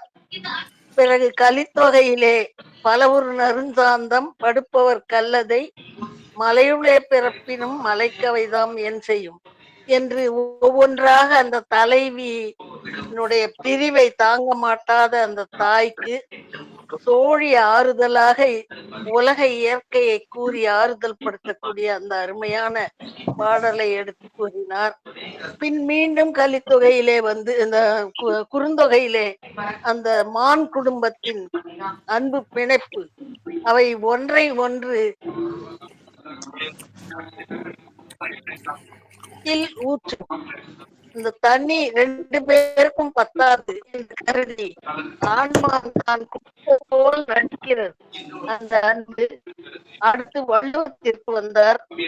மழை செல்வத்தின் சிறப்பு அமிழ்தினும் ஆற்ற இனிதே தம்மக்கள் சிறுகை அளவிய கூழ் என்று சொல்லக்கூடிய அந்த அளவிலே குழந்தை செல்வத்தின் அருமை பெருமைகள்.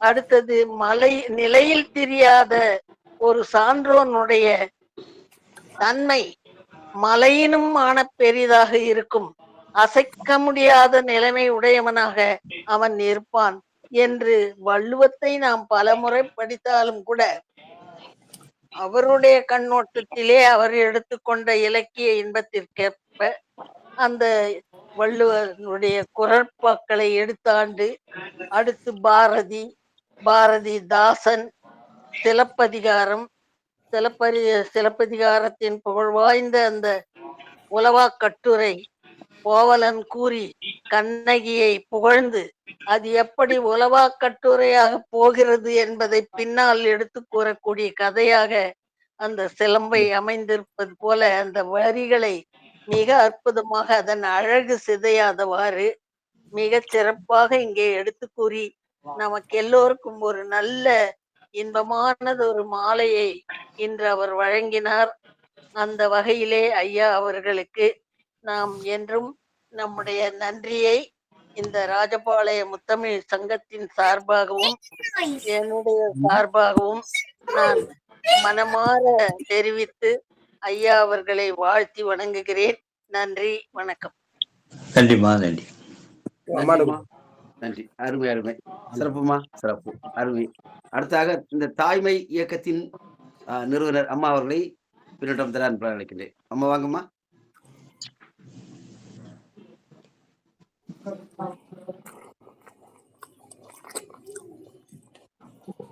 ஜெயலட்சுமிமா, ஜெயலட்சுமிமா வாங்க.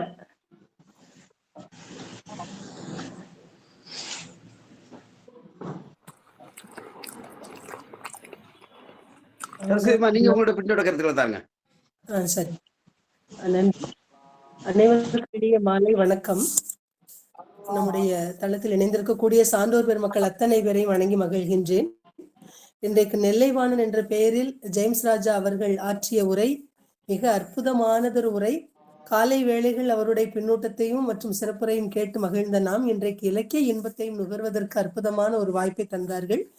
முதலில் அன்னை தமிழனை அடுக்கு மொழியில் பாடி தனக்கே உரிய தன் அடக்கத்தை வெளிப்படுத்தியதோடு நெல்லைவாணன் என்ற பெயரின் விளக்கத்தையும் விரித்துரைத்து இலக்கிய இன்பத்தை அள்ளி பருகத் தந்து எல்லோருடைய நெஞ்சங்களையும் இன்ப வெள்ளத்தால் நிரப்பினார். இலக்கியம் என்பதற்கு விளக்கம் கொடுத்து கலித்தொகையில் களிப்பூட்டும் இன்பம், காளிதாசன் கற்பனையில் உதித்த இன்பம், களிரும் பிடியும் விட்டு கொடுத்து வாழும் இன்பம்,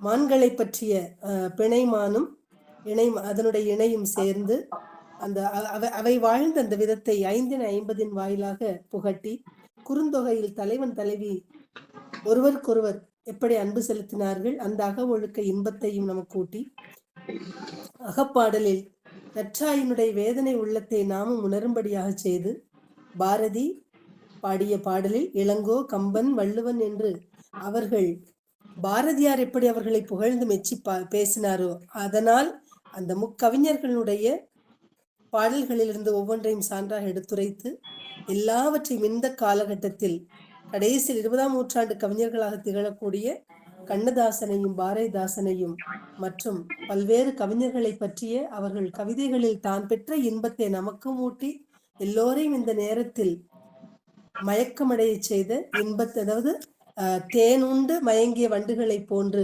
நம்முடைய மனோகரன் ஐயா சொன்னது போன்று நாம் எல்லோரும் இன்ப வெள்ளத்தில் ஆழ்ந்து விட்டோம். அப்படி மிக அற்புதமானதொரு உரையை நிகழ்த்தினார்கள் ஐயா அவர்கள். இலக்கிய இன்பம் வெகு அருமையாக இருந்தது. பாராட்டுக்கள், வாழ்த்துக்கள். நன்றிங்க. நன்றி அம்மா, நன்றி நன்றி நன்றிமா, நன்றி. அடுத்ததாக அறிவன் ஐயா, வாங்க ஐயா, உங்களுடைய பின்னோட்ட கருத்துக்கள் தாங்க.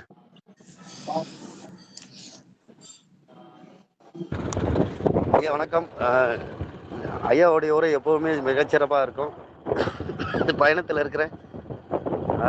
அந்த வகையில் ஐயாவையும் பாராட்டி இந்த மாதிரியான வாய்ப்பு எங்களுக்கெல்லாம் வழங்கக்கூடிய முத்தமிழ் சங்கத்தையும் பாராட்டி வணங்கி மகிழ்கின்றேன். நன்றி, வணக்கம். நன்றி ஐயா, நன்றி. அடுத்ததாக பின்னோட்ட கருத்தையும் நன்றியுரையும் சேர்த்து தருமாறு அசோகன் அவர்களை அன்புடன் அழைக்கின்றேன். வாங்க. அருமை. வருதா செல்வன்? வந்துட்டனா? இன்றைக்கு 59வது நாள் இந்த இணையம் தொடர்பு ஆய்வரங்கம் பல விதமான கோணங்களில் நமக்கு இன்பத்தை தரக்கூடிய இலக்கிய இன்பம் இன்று நாம் பெற்று முத்துக்களாக அனைத்தையும் கோர்த்து நமக்கு அது ஒரு பெரிய சொத்து அது கிடைக்கிறது என்ற ஒரு இன்பம் நமக்கு தந்த ஜேம்ஸ் ராஜா என்ற நெல்லைவாணன் அவர்கள் முதலில் கண்டு உயிர்த்து உண்டு இந்த மாதிரியும் கொடுத்துருந்தாங்க. இறுதியிலும் அதை பற்றியே சொன்னாங்க. மேலும் நமக்கு அவர் நெல்லைவாணன் என்று எதனால் புனைப்பெயர் கொடுத்துருந்தாங்க, எதனால் எவ்வளோ கவிதையெல்லாம் எழுதியிருக்கிறதெல்லாம் சொன்னாங்க. அதாவது அவர்களுக்கு ஒரு வேண்டுகோள், அந்த கதை பற்றிய குறிப்பும் கவிதைகளும் இருந்தால் நமது குழுவில் ராஜபாளையம் முத்தமிழ் சங்கம் வாட்ஸ்அப் குழுவில் பகிரலாம். நேரம் கிடைக்கும்போது ஐயா பகிருங்கள், நாங்கள் படித்து இன்புறுகிறோம். மேலும் இன்றைக்கு இந்த இணைப்பில் இன்று 15 பேர் அன்பர்கள் பங்கெடுத்து சென்றுள்ளார்கள். மேலும் சிறப்பாக கொடுத்துருந்தாங்க. வினைத்தீர்த்தன் ஐயா அவர்களும் SMS மூலமாக கொடுத்துட்டு சென்று உள்ளார்கள். இவாஞ்சலின் மனோகரன் ஐயா தான் சிறப்புடன் நமக்கு இணையத்தில் அருமையான பின்னோட்டம், எல்லா கருத்தையும் சொல்லிட்டாங்க. நானும் எழுதி வச்சிருக்கிறேன். கபிலன் கோடை காலத்தில் பற்றி சொன்னது, 5/50 மான்கள் கதையை இலக்கியம் சார்ந்து இனிமையுடன் கூறினார்கள். ஆண்மான் பெண்மான், அது குறுந்தொகை, கலித்தொகை, குறுந்தொகையில் காதலர் பற்றியது. இந்த மாதிரி மேலும் திருக்குறளிலும் கருத்துக்களை எடுத்து சொல்லியிருந்தாங்க அருமையாக. ஒவ்வொரு இலக்கியங்களையும் சார்ந்து இளங்கோடிகள், அடுத்து பாரதியார், இப்படி பல கோணங்களில் நமக்கு அருமையாக கற்பனை திறன் நிறைந்த ஒரு அறிவுப்பட்டமாக நமக்கு அள்ளி வழங்கினார்கள். ஐயா ஜேம்ஸ் ராஜா அவர்கள் இன்று ஒரு ராஜா, இலக்கிய இன்பத்தின் ராஜாவாக நமது முத்தமிழ் சங்கத்திற்கு அருமையுடன் கொடுத்த அவர்களுக்கு இன்று ஒரு பெரும் அள்ளி வழங்குகிறேன் ஐயா. முத்தமிழ் சங்கம் பெருமையுடன் நமக்கு இதை இணையத்தில் நமக்கு இது வாட்ஸ்அப், அதாவது நம்ம காணொளி யூடியூப் சேனல்ல அனைவரும் என்றும் பார்த்து கொள்ளலாம், ரசித்து மகிழலாம். உங்களுடைய இலக்கிய இன்பங்களை பருகி அனைவரும் எப்போது நாம் பருகிக் கொள்ளலாம், அந்த அளவிற்கு இன்று சிறப்புடன் இருந்தது. மேலும் பின்னூட்டம் வழங்கிய அனைவருக்கும் நன்றி. கோவிந்தம்மாள் அவர்கள் முதலிலும் ஆரம்பித்தாங்க. அவர்களுக்கு தலைப்பு என்ன, எது பற்றி நீங்க பேசிப்பீங்க சொன்னீங்கன்னா அது சார்ந்த கருத்துக்களை நமக்கு உடனடியாக தெரிந்து கொள்வதற்கு வசதியாக கொடுத்திருப்பாங்க. இன்னைக்கு தலைப்பு என்னன்னு அவங்களே ஒரு திணறுனாங்க. நீங்க அனைத்தையும் என்ன சேர்த்து பருகு வருவதற்கு ஐயா சொன்ன மாதிரி, வாஞ்சலியா சொன்ன மாதிரி, தேன் வண்டுகள், நாங்கள்லாம் வண்டுகள் உறைந்து கொடுத்து கொள்கிறோம். மேலும் மேலும் வாருங்கள், தேனை குடிப்போம், பருவோம். மேலும் இருந்து சிறப்பு சேர்த்த அனைவருக்கும் நன்றி. நன்றி ஐயா. செல்வன் சரிதானா? சமைக்க ஐயா வந்துட்டு போனாங்க, அவங்களுக்கு நேரம் காணல உங்களுக்கு. சரி கவிஞர், சரி செல்வன் நல்லா முடித்துக் கொள்ளுமா? சிறப்பா நாளை பட்டிமன்றத்தில் தொடருவோம். அனைவரையும் வர வேண்டும், வாருங்கள். பட்டிமன்றத்தை அறமா பொருளா? அதாவது சிறப்பு, நம்ம அவையில சிறப்பு என்னன்னா எல்லாருமே மூத்த அறிஞர்கள். இரண்டாவது அசோகன் வந்து இத வந்து அசோகன், நான் என்னுடைய பள்ளி தோழர்னால நான் ஐயாடி சொல்லல, அவர் என்னுடைய பள்ளி தோழர், அதனால பேர் சொல்லி சொல்றேன். எல்லாருமே திறமைசாலிகள் ஒவ்வொரு விதம். இன்னைக்கு பாருங்க, அவர் வந்து இத வந்து ரெக்கார்ட் பண்ணி யூடியூப்ல போட்டுறாரு. சரி, எல்லாத்துக்கும் எல்லாருடைய பங்கு இருக்கு பாருங்க, ரொம்ப சிறப்பு. அருமை அருமை. இந்த பணி அப்படியே தொடர்ந்து எல்லாரும். நன்றி. சரியா சகன்? நன்றி நன்றி நன்றி அனைவருக்கும் நன்றி, வணக்கம். நன்றி நன்றி. சரி, இந்த நிகழ்ச்சி நிறைவு செய்யலாமா? நிறைவு செய்வோம். நன்றி நன்றி. நன்றி நன்றி.